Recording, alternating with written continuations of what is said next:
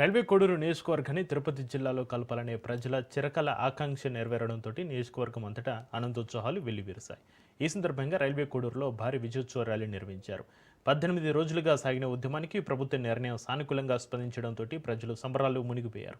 ఈ సందర్భంగా ముఖ్యమంత్రి చంద్రబాబు, ఉప ముఖ్యమంత్రి పవన్ కళ్యాణ్లకు కృతజ్ఞతలు తెలుపుతూ వారి చిత్రపటాలకు పాలాభిషేకం చేశారు.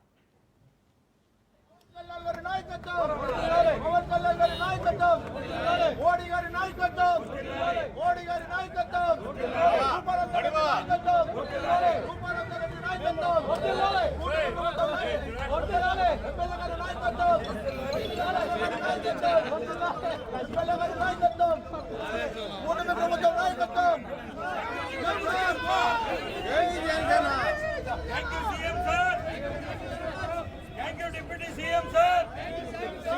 Thank you, CM sir. Thank you, CM sir. Thank you, Deputy CM sir. Thank you, Modi sir.